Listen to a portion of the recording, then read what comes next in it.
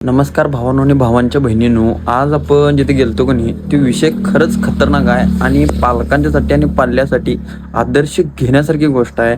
आज आपण जिथे गेलतो की नाही ते विद्यार्थी जो आहे की नाही 100पैकी 100 गुण मिळवून SSC बोर्डात प्रथम आणि महाराष्ट्रात प्रथम आलेला विद्यार्थी आहे.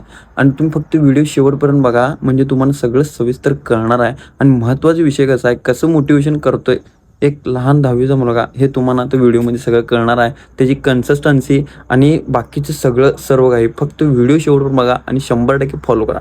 घरात गेल्यावर पहिला आम्ही सत्कार सगळं करून घेतलो. कसं आहे माहिती आहे काय, विषय हार्ड करून ठेवलाय. पट्ट्याने 100 पाडलाय म्हणल्यावर मला काय आनंद आवरण झालता. आणि हीच ती फॅमिली आहे बघा. ह्या फॅमिलीमुळे ती 100% पाडू शकतो. आता आपण आलोय महाराष्ट्रात टॉप केलेल्या विद्यार्थ्याच्या घरला आणि महाराष्ट्रात SCC बोर्डात 1 नंबर आला विद्यार्थ्याचा. आणि विद्यार्थ्याचा आता पूर्णपणे वर्षभरात कसा अभ्यास केलाय, काय काय केलाय आता विद्यार्थी सांगणार आहे.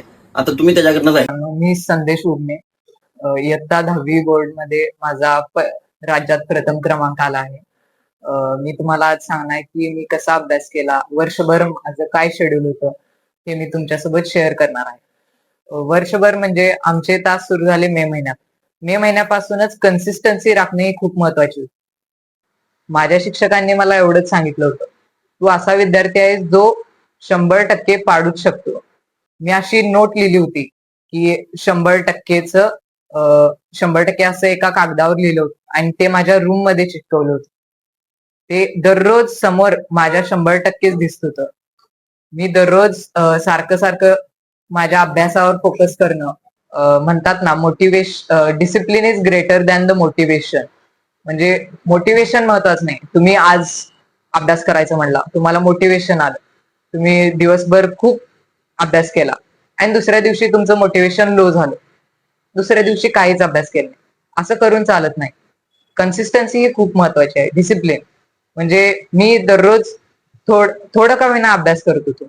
आज थोडा केला, उद्या त्याच्यापेक्षा आणखी थोडा जास्त करणार. असं करत करत जवळजवळ परीक्षेपर्यंत मी रात्रभर अभ्यास करत होतो. परीक्षेच्या आदल्या दिवशी असेल त्या दिवशी मी जवळजवळ माझा सिलेबस जेवढं अभ्यास करता येईल तेवढा करत होतो. म्हणजे you have to work without looking out time. म्हणजे तुम्हाला वेळ बघून अभ्यास करणं गरजेचं नाही. तुम्हाला जेवढा अभ्यास करता येईल तेवढा केलाय. म्हणजे रात्रभर 1:30 वाजेपर्यंत बसत होतो पेपरच्या आदल्या दिवशी. त्यामुळेच मी 100% पाडू शकलो असं मला वाटतं.